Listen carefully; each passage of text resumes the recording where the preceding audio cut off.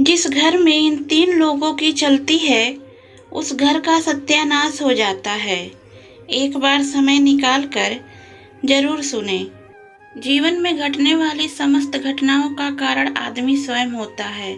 उसकी गलतियों के कारण उसे कहीं ना कहीं दुख उठाना पड़ता है और ये सब परिवार में सिर्फ एक व्यक्ति के कारण हो जाता है, चाहे वो पिता हो, पुत्र हो या स्त्री।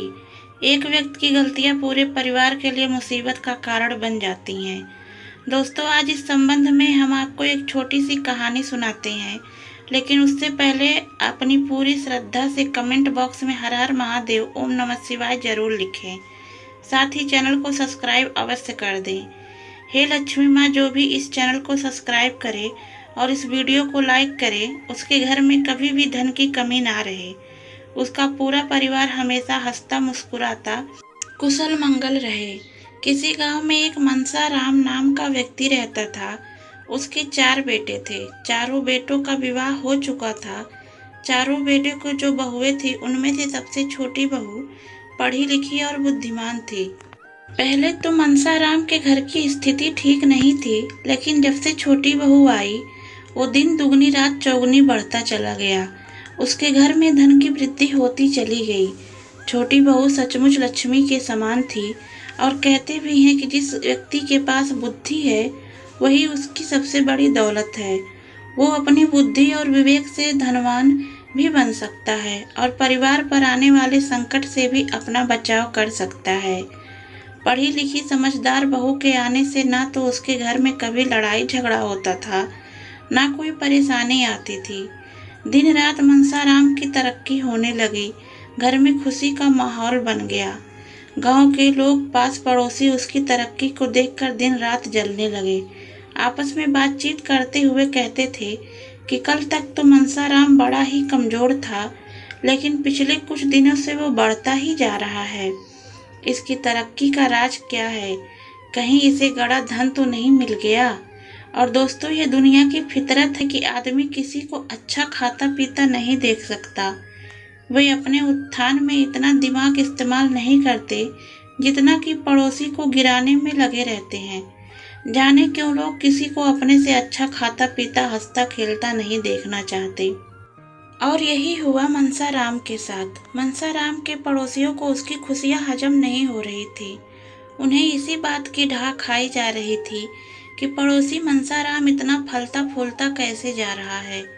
यही सोचकर पड़ोसियों ने मनसा राम के कुल पुरोहित को भड़का दिया कि जब से मनसा राम के घर में उसकी छोटी बहू आई है, तब से उसके धन की दिन रात वृद्धि हो जा रही है। उसके घर में ना कोई बीमार पड़ता है, ना किसी से लड़ाई झगड़ा होता है। यदि उसके घर में कोई बीमार पड़ता, लड़ाई झगड़ा होता, तो वो झाड़ फूक के लिए, ग्रह शांति के लिए आपको जरूर बुलाता, तो आपको भी कुछ दक्षिणा मिल जाती। पर उसके खुशहाल रहने से उसके सारे मंगल कार्य, पूजा पाठ बिना धन खर्च किए ही हो जाते हैं। पड़ोसियों की बात कुल पुरोहित को अच्छी तरह समझ में आ गई कि मनसा राम इसलिए उन्हें नहीं बुलाता है। कुल पुरोहित ने सोचा कि ऐसा कोई काम करना चाहिए जिससे उसके परिवार की शांति भंग हो जाए और ये पूजा पाठ के लिए मुझे अपने घर पर बुलाए। ऐसा निश्चय करके वो एक ज्योतिषी के पास पहुंचे और बोले कि आप कोई ऐसा उपाय बताइए जिससे मनसा राम के घर में अशांति फैल जाए। ज्योतिष ने ध्यान करके देखा तो पता चला मनसा राम के घर में अशांति तो आ ही नहीं सकती। उसकी एक बहू साक्षात लक्ष्मी का स्वरूप है। जब तक वो लक्ष्मी उस घर में रहेगी, तब तक तुम उसका कुछ नहीं बिगाड़ सकते। पुरोहित कहने लगे, तब तो मुझ पर रोजी रोटी का संकट आ जाएगा, क्योंकि कहते हैं कि चोर अपनी जीविका चलाता है असावधान व्यक्ति से, वैद्य अपनी जीविका चलाता है रोगी से, मत वाली स्त्रियां अपनी जीविका चलाती हैं कामी पुरुषों से, राजा अपनी जीविका चलाता है झगड़ने वालों से, और विद्वान अपनी जीविका चलाते हैं मूर्ख व्यक्तियों से। उसी तरह पुरोहित अपनी जीविका चलाता है यजमान से। पुरोहित की बात सुनकर ज्योतिषी कहने लगा, यदि ऐसी बात है तो एक काम करो, अगर तुम मनसा राम के खेत में से एक बांस मंगवा लो, तुम्हें उसके घर में घोर अशांति फैल जाएगी। यह सुनकर पुरोहित तुरंत मनसाराम के घर जा पहुंचा। पुरोहित ने अपनी जरूरत की बात कहकर मनसाराम से एक हरा बांस मांग लिया। मनसाराम पुरोहित की बात को भला कहाँ टाल सकता था। वो गया और अपने खेत से एक बांस उखाड़ लाया। यह बात मनसाराम की छोटी बहू को पता चली कि पुरोहित हमारे घर से एक हरा बांस लिए जा रहे हैं, तो उसने उस बांस के कुछ हरे पत्ते अपने घर में बंधी काली गाय को खिला दिया। पुरोहित बांस लेकर चला गया, मगर फिर भी मनसाराम के घर में अशांति नहीं फैली। धीरे धीरे 1 महीना बीत गया। उधर पुरोहित इस इंतजार में बैठा था कि उसके घर में अशांति, लड़ाई झगड़ा, रोग शोक फैलेगा, तब ये हमें अपने घर बुलाकर गृह शांति पूजा पाठ कराएगा। लेकिन 1 महीना बीतने पर भी जब कुछ नहीं घटित हुआ, तो पुरोहित फिर उसी ज्योतिषी के पास पहुंचा और बोला, भाई आपके कहने पर मैं मनसाराम के घर से हरा बांस भी ले आया, फिर भी उससे कुछ नहीं हुआ। तब ज्योतिषी बताता है कि महोदय, इसमें मेरा क्या दोष है? मैं तो तुम्हें पहले ही बता चुका हूँ कि उसके घर की छोटी बहू साक्षात लक्ष्मी है। जब तुम उस बांस मांगने गए थे तो उसने बांस के कुछ पत्ते अपनी काली गाय को खिला दिए थे, इसलिए उनका कुछ नहीं हुआ। बहू बहुत बुद्धिमान है। जब तुम बांस मांगने गए थे तो वो समझ गई थी, तो उसने गाय को पत्ते खिलाकर तंत्र काट दिया। अब तुम एक काम करो, मनसाराम से वो गाय मांग लाओ जिसको उसने पत्ते खिलाए हैं। ज्योतिषी के कहने पर पुरोहित फिर से मनसाराम के घर पहुंच गए और बातें बनाते हुए बोले, मनसाराम, मेरी बहू ने एक बेटे को जन्म दिया है और हम लोगों की इतनी हैसियत नहीं है कि हम उन्हें गाय का दूध पिला सके। अगर आप मेहरबानी करके अपनी काली गाय कुछ दिनों के लिए हमें दे दो तो आपकी बहुत कृपा होगी। मनसाराम पुरोहित को खाली हाथ नहीं लौटाना चाहते थे, इसलिए वे अपनी छोटी बहू के पास गए और पुरोहित को गाय देने की बात बताई। बहू ने कहा, पिताजी यदि ऐसी बात है तो गाय पुरोहित को दे दो, उससे पहले हमें एक काम कर लेने दो। मित्रों, इतना कहकर मनसाराम की छोटी बहू ने अपनी चादर के कुछ धागे गाय के आंसुओं में भिगो कर रख लिए और गाय पुरोहित को दे दी गई। पुरोहित गाय लेकर चले गए और मन ही मन बड़े प्रसन्न होने लगे कि अब तो उनके घर में विपत्ति आएगी ही आएगी। जब विपत्ति आएगी तब वो मुझे पूजा पाठ करने के लिए आमंत्रित करेगा। इसी तरह धीरे धीरे 2 महीने बीत गए, पर मनसाराम के घर में अशांति नहीं फैली। अब पुरोहित जी फिर उसी ज्योतिषी के पास आए और बोले, भाई, मैंने तुम्हारे कहने पर मनसाराम के घर से गाय भी मांग लाया, फिर भी वो खुशहाल जिंदगी जी रहा है। 2 महीने बीत गए, फिर भी उसके घर में कोई बीमारी नहीं फैली, ना कोई लड़ाई झगड़ा हुआ। अब हमारी जीविका कैसे चलेगी? ज्योतिषी ने ध्यान धरकर देखा तो वो समझ गया कि उसकी छोटी बहू ने गाय को देने से पहले उस गाय के आंसुओं से अपनी चादर को भी भिगो लिया, इसलिए खुशहाली उसके पास ही रह गई। अब तुम वो चादर किसी तरह मांग लाओ, तभी उसके घर में विपत्ति आएगी। ज्योतिषी महाराज की बात सुनकर पुरोहित जी फिर मनसाराम के घर पहुंचे और मनसाराम से निवेदन किया कि वो अपनी छोटी बहू की चादर मुझे दे दे। मेरी बेटी कीर्तन सुनने दूसरे गांव जा रही है। मेरे पास इतने पैसे नहीं है कि मैं अपनी बेटी को नई चादर दिला सकूं। मनसाराम के कहने पर, महाराज, इसमें कौन सी बड़ी बात है? लो, मैं आपको अपनी बहू से चादर मांग कर ला कर देता हूँ। इतना कहकर मनसाराम बहू से चादर मांगने गए। बहू बड़ी समझदार थी। उसने पहले चादर के वही धागे काट कर निकाल लिए जो गाय के आंसुओं से भीग गए थे और चादर ले जाकर पुरोहित को दे दी।